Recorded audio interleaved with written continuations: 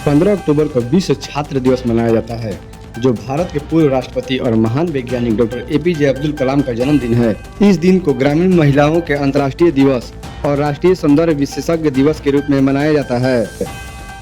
Bharatiya Janata party ने बिहार विधानसभा चुनाव के लिए 71 उम्मीदवारों की पहली सूची जारी कर दी है। यह सूची पहले चरण के चुनाव के लिए है। भाजपा का लक्ष्य पहले चरण से अधिक सीटें जीतकर अपनी स्थिति मजबूत करना है। उम्मीदवारों का चयन सामाजिक समीकरणों और जीतने की संभावनाओं को ध्यान में रखकर किया गया है। भाजपा ने चुनाव प्रचार के लिए विस्तृत रणनीति बनाई है। बीजेपी ने बिहार विधानसभा चुनाव 2025 के लिए 71 उम्मीदवारों की पहली सूची जारी की है, जिसमें कई दिग्गजों को टिकट काटे गए हैं। पूर्व कृषि मंत्री अमरेंद्र प्रताप सिंह और विधानसभा अध्यक्ष नंदकिशोर यादव को टिकट नहीं मिला। नंदकिशोर यादव ने पार्टी के फैसले का समर्थन किया है। आरा से संजय सिंह टाइगर और पटना साहिब से रत्नेश कुशवाहा चुनाव लड़ेंगे। मिस्र में गाजा शांति सम्मेलन के दौरान पाकिस्तान के प्रधानमंत्री शहबाज शरीफ ने अमेरिकी राष्ट्रपति डोनाल्ड ट्रंप की जमकर तारीफ की, उन्हें मैन ऑफ पीस बताया और भारत पाकिस्तान के बीच संघर्ष रोकने का श्रेय दिया। शरीफ ने ट्रंप को शांति पुरस्कार के लिए नामांकित करने की बात भी कही, जबकि भारत ने ट्रंप के इस दावे को खारिज किया है। दिल्ली सरकार ने दिवाली से पहले जल बिलों पर भारी राहत दी है। मुख्यमंत्री रेखा गुप्ता ने लेट पेमेंट सरचार्ज माफी योजना और अनधिकृत कनेक्शन नियमितीकरण योजना की शुरू की है। ब्याज दर 5% से घटकर 2% कर दी गई है। 31 जनवरी तक बिल भरने पर 100% और 31 मार्च तक 70% छूट मिलेगी। इससे दिल्ली जल बोर्ड पर कर्ज का बोझ कम होगा और जनता को राहत मिलेगी। सुप्रीम कोर्ट ने तमिलनाडु शराब घोटाले में ईडी की जांच पर सवाल उठाए हैं। कोर्ट ने पूछा है कि जब राज्य सरकार जांच कर रही है तो ईडी को हस्तक्षेप का क्या अधिकार है। ईडी ने तस्मैक में अनियमितताओं और नकदी का दावा किया है, जबकि राज्य सरकार ने इसे राजनीतिक बदले की कार्रवाई बताई है। कोर्ट ने ईडी को नोटिस जारी किया है। पुणे में एक पुलिसकर्मी ने अपनी कार से कई लोगों को टक्कर मार दी, जिसमें 6 लोग घायल हो गए। स्थानीय लोगों के अनुसार घटना के समय पुलिसकर्मी नशे में था। लोगों ने उसे पीटा और फिर पुलिस के हवाले कर दिया। आरोपी पुलिसकर्मी हेमंत इनाम को हिरासत में लेकर उसके खून के नमूने जांच के लिए भेजे गए हैं। सभी घायलों को अस्पताल में भर्ती कराया गया है। रोहतक में आईजी ऑफिस के साइबर सेल में तैनात एएसआई संदीप लाठर ने अपने आवास पर गोली मारकर आत्महत्या कर ली। घटना स्थल पर मिले सुसाइड नोट में उन्होंने आईपीएस वाई पूरन कुमार पर गंभीर आरोप लगाए हैं। इस घटना ने आत्महत्या मामले में एक नया मोड़ ला दिया है, जिससे पुलिस विभाग में सनसनी फैल गई है। मध्य प्रदेश के सिवान जिले में 2.96 करोड़ रुपए की हवाला लूट के मामले में मुख्यमंत्री डॉक्टर मोहन यादव के निर्देश पर 11 पुलिसकर्मियों के खिलाफ बड़ी कार्रवाई की गई है। इसमें एसडीओपी पूजा पांडे और 10 अंगरक्षक शामिल है। मंगलवार को एफआईआर दर्ज की गई है और 5 आरोपित पुलिसकर्मियों को गिरफ्तार भी कर लिया गया है। बेंगलुरु में एक फर्जी कॉल सेंटर का भंडाफोड़ हुआ है, जिसमें 16 लोग गिरफ्तार किए गए हैं। युवाओं को नौकरी का लालच देकर साइबर धोखाधड़ी का प्रशिक्षण दिया गया और अमेरिकी नागरिकों को निशाना बनाने का निर्देश दिया गया। पीड़ितों को नशीली दवाओं और मनी लॉन्ड्रिंग के झूठे आरोपों में फंसाकर डिजिटल गिरफ्तारी के नाम पर पैसे वसूले जाते थे। पुलिस ने मौके से कई उपकरण जब्त किए हैं। दुर्गापुर के आईक्यू सिटी मेडिकल कॉलेज अस्पताल में छात्र से हुए सामूहिक दुष्कर्म मामले में पुलिस ने 5 आरोपियों को गिरफ्तार कर घटना का नाट्य रूपांतरण कर साक्ष्य जुटाए हैं। पीड़िता का इलाज चल रहा है और उसकी स्थिति में सुधार है। इस घटना को लेकर भाजपा ने धरना प्रदर्शन किया है, जबकि राज्यपाल ने दोषियों के खिलाफ कड़ी कार्रवाई का आश्वासन दिया है। सेना प्रमुख जनरल उपेंद्र द्विवेदी ने यूएनटीसीसी सम्मेलन में कहा कि शांति सेना गोंद की तरह है जो देशों को जोड़ती है। उन्होंने संयुक्त राष्ट्र शांति स्थापना अभियानों में भारत के योगदान की सराहना की और भारत के सभी दोस्त बताया जो शांति सह अस्तित्व में विश्वास रखता है। उन्होंने शांति स्थापना में भारत की भूमिका को रेखांकित किया। गूगल के सीईओ सुंदर पिचाई ने मंगलवार को बताया कि उन्होंने पीएम मोदी से बात की। पीएम मोदी से बातचीत के दौरान सुंदर पिचाई ने कहा कि गूगल अगले 5 वर्षों में भारत में $15 अरब निवेश करेगा।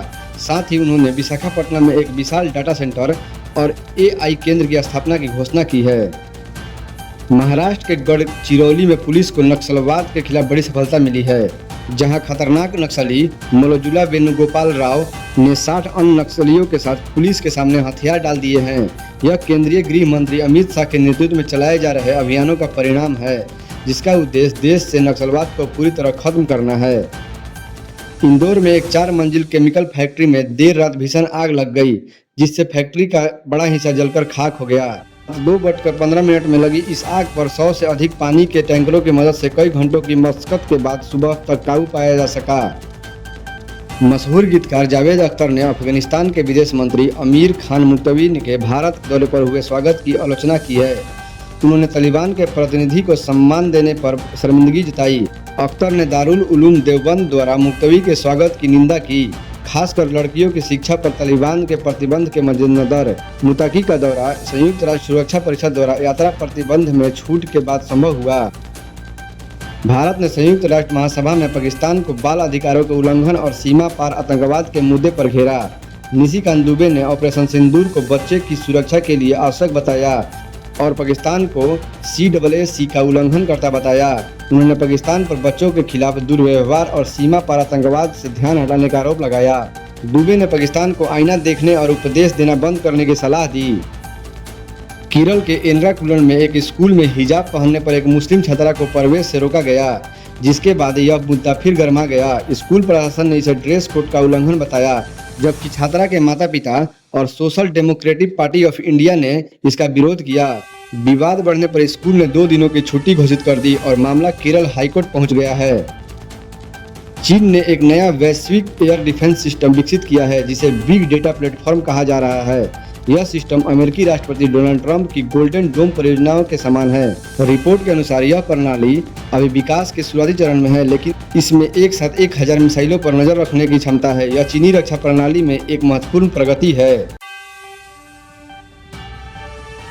केंद्रीय माध्यमिक शिक्षा बोर्ड CBSE ने शैक्षणिक सत्र 2025-26 के लिए कक्षा 9वीं और 11वीं के रजिस्ट्रेशन डेटा जमा करने को लेकर अभी स्कूल को चौथा और अंतिम रिमाइंडर जारी किया है। स्कूलों के पास इस प्रक्रिया को पूरा करने के लिए केवल 3 दिन का समय शेष है। बोर्ड ने स्पष्ट किया है कि छात्रों को डेटा पूर्ण और सटीक होना चाहिए, क्योंकि कोई भी त्रुटि भविष्य में छात्रों और स्कूल दोनों के लिए समस्या खड़ी कर सकती है। बोर्ड ने सभी स्कूल प्रधानाचार्यों से अनुरोध किया है कि वे CBSE द्वारा जारी दिशा निर्देश को सख्ती से पालन करें और प्रत्येक छात्र के विषयों एवं व्यक्तिगत विवरण को पूरी जांच करके ही डेटा जमा करें। अधिक जानकारी के लिए स्कूल CBSE के आधिकारिक वेबसाइट पर जाकर पूरा डेटा नोटिस देख सकते हैं। इस रिमाइंडर के साथ ही बोर्ड ने स्पष्ट कर दिया है कि अब कोई भी समय विस्तार नहीं दिया जाएगा। आंगनबाड़ी में इटावा कार्यकर्ताओं को पोषण भी पढ़ाई भी का प्रशिक्षण, बच्चों को सर्वांगीण विकास पर हुआ जोर। इटावा के ब्लॉक कार्यालय में आंगनबाड़ी कार्यकर्ताओं के लिए आयोजित 3 दिवसीय प्रशिक्षण कार्यक्रम का मंगलवार को समापन हुआ। पोषण भी पढ़ाई भी थीम पर आधारित इस प्रक्रिया में बच्चों के शारीरिक, बौद्धिक और संज्ञानात्मक विकास पर विशेष ध्यान दिया गया। बाल विकास परियोजना अधिकारी मंजुलता गौतम ने बताया कि इस प्रमुख उद्देश्य बच्चों को प्रारंभिक शिक्षा से जोड़ने के साथ साथ उनके पोषण स्तर में भी सुधार लाना है। प्रशिक्षक राहुल चौरसिया ने जोर देकर कहा कि 3 से 6 वर्ष की आयु के दौरान बच्चों को 85% बौद्धिक विकास होता है, इसलिए इस समय में पोषण और शिक्षा दोनों पर समान ध्यान देना जरूरी है। कार्यक्रम के अंत में आंगनबाड़ी कार्यकर्ताओं ने एक जागरूकता रैली निकालकर पोषण और शिक्षा के महत्व के संदेश को समुदाय तक पहुंचाया। इस अवसर पर बड़ी संख्या में आंगनबाड़ी के कार्यकर्तियां मौजूद रही। बिहार BSCC इंटर लेवल भर्ती 2025 23,175 पदों पर सुनहरा मौका। बिहार कर्मचारी चयन आयोग BSCC ने इंटर लेवल भर्ती 2025 के लिए नोटिफिकेशन जारी किया है। इस भर्ती के तहत कुल 23,175 पदों पर भर्तियां की जाएगी। आवेदन की प्रक्रिया आज 15 अक्टूबर 2025 से शुरू हो गया है और 25 नवंबर 2027 तक चलेगी। उम्मीदवार 27 नवंबर 2025 तक अपने फॉर्म को फाइनल सबमिट कर सकते हैं। इस भर्ती प्रक्रिया में आवेदन शुल्क 100 रुपया रखा गया है, जिसे ऑनलाइन माध्यम से जमा किया जा सकता है। आवेदन के लिए उम्मीदवार की उम्र कम से कम 18 साल होनी चाहिए। वहीं अधिकतम उम्र सामान्य वर्ग के पुरुषों के लिए 37 वर्ष, महिलाओं और OBC EBC वर्ग के लिए 40 वर्ष तथा SC ST वर्ग के लिए 42 साल तय की गई है। इस परीक्षा में वही उम्मीदवार शामिल हो सकते हैं जिन्होंने 12वीं पास की हो। परीक्षा की तारीख और एडमिट कार्ड की जानकारी जल्द ही जारी की जाएगी। यह भर्ती बिहार के युवाओं के लिए सरकारी नौकरी पाने का बड़ा अवसर है। उम्मीदवार अधिक जानकारी के लिए BSCC की आधिकारिक वेबसाइट पर जाएं, bscc.bihar.gov.in। केंद्रीय मंत्री अश्विनी वैष्णव ने विशाखापट्टनम में गूगल के एआई हब की घोषणा किया। स्वागत है। कहा डिजिटल इंफ्रास्ट्रक्चर भारत की एआई लक्ष्यों को पूरा करने में निभाएगा अहम भूमिका। केंद्रीय मंत्री अश्विनी वैष्णव ने गूगल द्वारा विशाखापट्टनम में एआई हब स्थापित करने की घोषणा का स्वागत करते हुए कहा कि यह भारत सरकार के विकास भारत 2047 के विजन के अनुरूप है। उन्होंने जोर देकर कहा कि यह digital infrastructure India AI mission के लक्ष्य को प्राप्त करने में महत्वपूर्ण भूमिका निभाएगा और देश के युवाओं को एआई सेवाओं के लिए तैयार करेगा। गूगल ने अगले 5 वर्षों 2026 से 2030 में $15 बिलियन के निवेश की योजना बनाई है, जो भारत में कंपनी का अब तक का सबसे बड़ा निवेश है। यह एआई हब गूगल के संपूर्ण एआई स्टॉक को एक साथ लगाएगा। आंध्र प्रदेश के मुख्यमंत्री एन चंद्रबाबू नायडू ने इस परियोजना को भारत की डिजिटल यात्रा में एक नया अध्याय बताया। गूगल क्लाउड के सीईओ थॉमस कुरियन ने इसे भारत की डिजिटल भविष्य में ऐतिहासिक निवेश करार दिया। विंडोज 10 का आधिकारिक सपोर्ट 14 अक्टूबर 2025 से खत्म। यूजर्स को तुरंत उठाने होंगे ये कदम। माइक्रोसॉफ्ट ने विंडोज 10 ऑपरेटिंग सिस्टम के लिए आधिकारिक सपोर्ट बंद कर दिया है। 14 अक्टूबर 2025 से अब यूजर्स को कोई सिक्योरिटी अपडेट या टेक्निकल सपोर्ट नहीं मिलेगा, जिससे करोड़ों यूजर का डेटा जोखिम में पड़ सकता है। स्टैट काउंटर के अनुसार दुनिया भर में अभी 43% यूजर विंडोज 10 का इस्तेमाल कर रहे हैं। हालांकि कंप्यूटर काम करता रहेगा, लेकिन अब यह मालवेयर और साइबर हमलों के प्रति संवेदनशील हो जाएगा। योग्य यूजर माइक्रोसॉफ्ट के पीसी हेल्थ चेक टूल से जांच कर विंडोज 11 पर मुफ्त में अपग्रेड कर सकते हैं। इसके लिए जरूरी है कि सिस्टम में 4 GB से 64 GB स्टोरेज हो, TPM 2.0 चिप और 1 GHz प्रोसेसर हो। 2020 के बाद खरीदे गए ज्यादातर कंप्यूटर में इन आवश्यकताओं को पूरा कर सकते हैं। हालांकि पुराने सिस्टम वाले यूजर के लिए यह सुविधा उपलब्ध नहीं होगी। उत्तर प्रदेश में ईवी 2027 तक पंजीकरण एवं रोड टैक्स में मिलेगी छूट। उत्तर प्रदेश सरकार ने इलेक्ट्रिक वाहन को बढ़ावा देने के लिए बड़ा फैसला किया है। राज्य में अब 2027 तक ईवी खरीदने पर पंजीकरण और रोड टैक्स में 100% छूट मिलेगी। योगी सरकार ने वर्तमान में ईवी नीति में 2 साल का विस्तार करने जा रही है, जिसके तहत अब लगभग 2 लाख दोपहिया और 25,000 4 पहिया वाहन मालिकों को यह लाभ मिल चुका है। औद्योगिक विकास विभाग ने इस संबंध में प्रस्ताव तैयार कर लिया है, जो जल्द ही कैबिनेट में मंजूरी के बाद लागू हो जाएगा। राज्य सरकार ईवी निर्माण को बढ़ावा दे रही है। औद्योगिक विकास मंत्री नंद गोपाल गुप्ता ने बताया कि लखनऊ में अशोक लीलैंड ईवी इकाई का कार्य लगभग पूरा हो चुका है और अगले 1-2 महीने में यहाँ ईवी बसों का निर्माण शुरू हो जाएगा। इसके अलावा ईवी नीति के तहत 2 पहिया वाहनों पर 5,000 रूपए, 3 पहिया वाहनों पर 12,000 रूपए, 4 पहिया वाहनों पर 1 लाख रूपए की ईवी बस पर 20 लाख रूपए तक की सब्सिडी का प्रावधान भी जारी रहेगा। यह कदम प्रदूषण कम करने और ईवी उद्योग को बढ़ावा देने की दिशा में महत्वपूर्ण माना जा रहा है। जम्मू कश्मीर के कुपवाड़ा सेक्टर में सेना की बड़ी सफलता। घुसपैठ की कोशिश कर रहे 2 आतंकवादी ढेर। जम्मू कश्मीर के कुपवाड़ा सेक्टर में भारतीय सेना ने एक बड़ी सफलता हासिल की है। सीमा पार कर घुसपैठ की कोशिश कर रहे 2 आतंकवादियों को मार गिराया गया। तड़के सुबह सीमा पर संदिग्ध गतिविधियां देखने के बाद सुरक्षा बलों ने तत्परता से कार्रवाई करते हुए इलाके को घेर लिया और मुठभेड़ में दोनों आतंकवादियों को ढेर कर दिया। इस ऑपरेशन को सर्दियों से पहले पाकिस्तान की ओर से घुसपैठ कराने की एक और नाकाम कोशिश माना जा रहा है। सुरक्षा बल अभी भी पूरे इलाके में सघन तलाशी अभियान चला रहे हैं, ताकि यह सुनिश्चित किया जा सके कि कोई अन्य घुसपैठिया छिपा न हो। सेना के जवानों की यह कार्रवाई सीमा सुरक्षा में उनकी सतर्कता और क्षमता का एक प्रमाण है। 15 अक्टूबर 2025 को देश के कई राज्यों में मानसून का असर कम रहेगा। दिल्ली, यूपी, बिहार और उत्तराखंड सहित कई जिलों में ग्रीन जोन में रखा गया है, जहां बारिश की कोई संभावना नहीं है। तापमान में गिरावट के कारण सुबह शाम हल्की ठंड महसूस होगी। लोगों के स्वास्थ्य पर बुरा असर पड़ सकता है। दिल्ली में 15 अक्टूबर को मौसम बिल्कुल साफ रहेगा। मौसम विभाग ने बताया कि 15 अक्टूबर को दिल्ली के किसी भी इलाके में बारिश नहीं होगा। हालांकि अधिकतम तापमान 21 डिग्री बना रहेगा और न्यूनतम तापमान 19 डिग्री पर बना रहेगा। उत्तर प्रदेश में 15 अक्टूबर को बारिश से राहत मिलेगी। मौसम विभाग ने सभी जिलों को ग्रीन जोन में रखा है, यानी बारिश की कोई संभावना नहीं है। अगले हफ्ते तापमान तेजी से कम होना चालू हो गया है और ग्रामीण इलाकों में सुबह शाम ठंड का अनुभव होगा। बिहार में 15 अक्टूबर को बारिश की कोई संभावना नहीं है। यहाँ का अधिकतम तापमान 31 डिग्री सेल्सियस और न्यूनतम तापमान 20 डिग्री सेल्सियस का रिकॉर्ड किया जा सकता है। लोगों को सुबह शाम ठंड का एहसास होगा। झारखंड में भी बारिश की कोई संभावना नहीं है। 19 अक्टूबर तक किसी भी तरह का कोई अलर्ट नहीं है।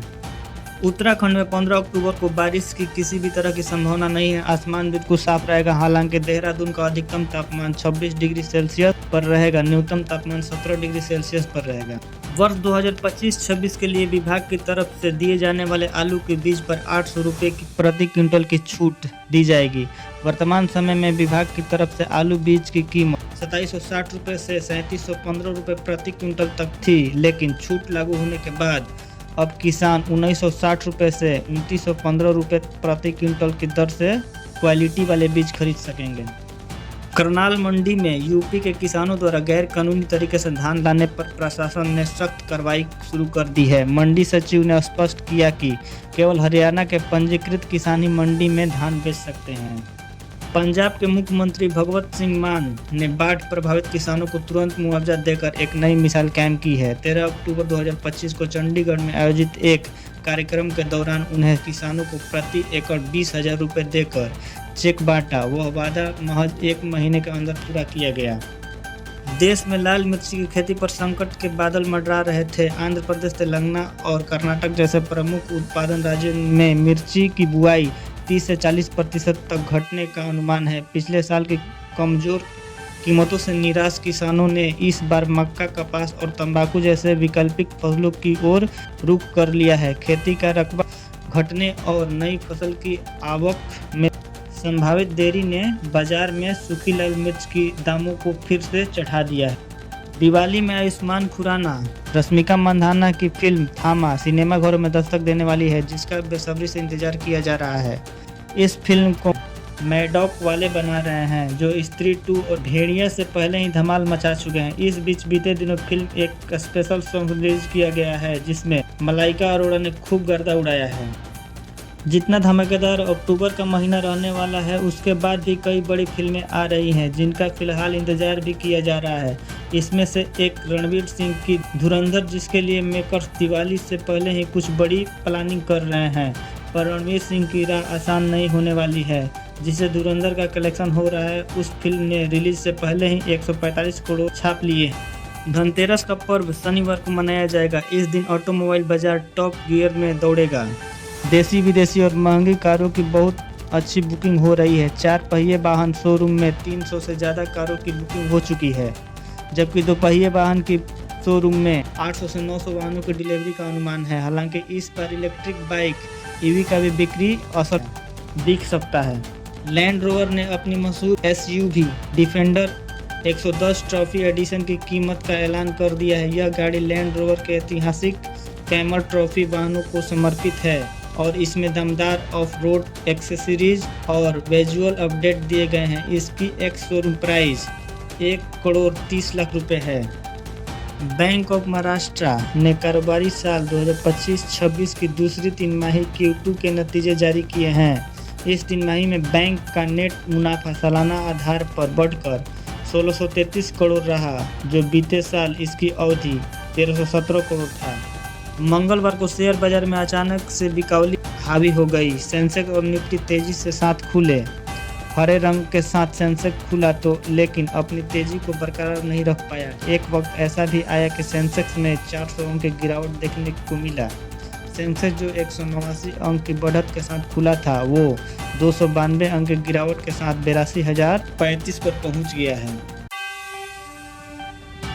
मेरठ में शादी के लिए बुक की थी कार, नहीं मिली तो शोरूम के बाहर किसान धरने पर बैठ गए। आरोप है कि एक व्यक्ति ने अपनी बहन की शादी के लिए एक कार बुक की थी और उसका भुगतान भी कर दिया था, लेकिन शोरूम ने कार किसी और को बेच दी और कार बदलने के लिए 50,000 रुपये अधिक मांगे। इससे नाराज किसानों ने शोरूम के बाहर धरना दिया।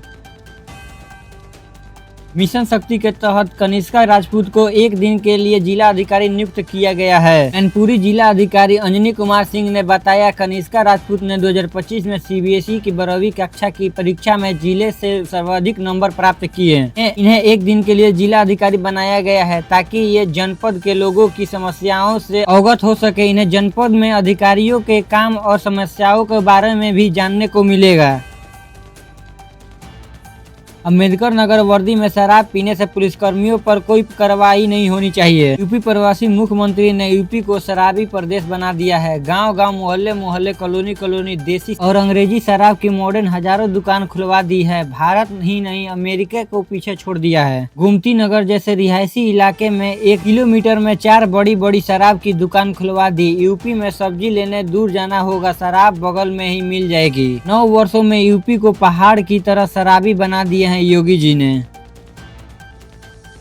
हरियाणा में एसआई संदीप ने आत्महत्या कर ली और सनसनीखेज रूप से आईपीएस पूरन कुमार, जिन्होंने पिछले हफ्ते आत्महत्या पर भ्रष्टाचार और पूरे सिस्टम को खराब करने के गंभीर आरोप लगाए हैं। राहुल गैंग ने आईपीएस मामले को पूरे दलित समाज से जोड़ने की तैयारी कर ली है। एसआई संदीप जाट है, तो क्या वो अब एसआई संदीप को भी जाति से जोड़कर उन्हें समर्थन देंगे? नहीं देंगे, फंस जाएंगे। खैर, हरियाणा सरकार को बेहद गंभीरता से ये मामले देखने चाहिए कि क्या गलत हो रहा है और क्यों। बीजेपी में शामिल हुई मैथिली ठाकुर बिहार में इस सीट से लड़ सकती है विधानसभा चुनाव। लोक गायिका मैथिली ठाकुर ने मंगलवार को भारतीय जनता पार्टी बीजेपी में शामिल हो गई। पार्टी के सूत्रों के मुताबिक उन्होंने दरभंगा की अलीनगर सीटों से बिहार विधानसभा चुनाव लड़ा जा सकता है। ऐसे में अलीनगर सीटों से मौजूद विधायक मिश्री लाल यादव का टिकट कटना लगभग तय है। इतना ही नहीं, बीजेपी मैथिली ठाकुर के सोशल मीडिया पर बड़े फैन बेस और मैथिली क्षेत्र में उनकी लोकप्रियता को देखते हुए उन्होंने अपने प्रचार अभियान का चेहरा भी बना सकती है। अगर मैथिली ठाकुर को टिकट मिलता है तो यह पहली बार होगा जब बिहार की लोक संस्कृति से जुड़ी हुई कोई प्रसिद्ध गायिका सीधे राजनीतिक मैदान में उतरेगी। आज चांदी ने काफी लंबी छलांग मारी है। भारतीय सरफरा बाजार में आज सोने की कीमत 1,22,000 रुपए प्रति 10 ग्राम के पार पहुंच गई है। वही चांदी का भाव भी बढ़ा है। आज चांदी की कीमत 1,75,000 रुपए प्रति किलो से अधिक पहुंच गई है। मेष राशि, आज का दिन आपके लिए नई ऊर्जा लेकर आएगा। कामकाज में सफलता मिलेगी, परिवार में खुशियां बनी रहेगी। वृषभ राशि, धन लाभ के योग बन रहे हैं। पुराने अटके काम पूरे होंगे, किसी परिजन से मुलाकात हो सकती है। मिथुन राशि, आज आपकी मेहनत रंग लाएगी। विद्यार्थी वर्ग के लिए शुभ समय है, प्रेम संबंधों में मधुरता आएगी। कर्क राशि, परिवार में सौंदर्य का माहौल रहेगा। नौकरी में पदोन्नति के योग है, खर्चों पर नियंत्रण रखें। सिंह राशि, आज आत्मविश्वास बढ़ा रहेगा, नए अवसर मिल सकते हैं। जीवन साथी के साथ समय बिताने का मौका मिलेगा। कन्या राशि, आज का दिन सोच समझकर कदम उठाने का है। ऑफिस में आपके काम की सराहना होगी। सेहत पर ध्यान दें।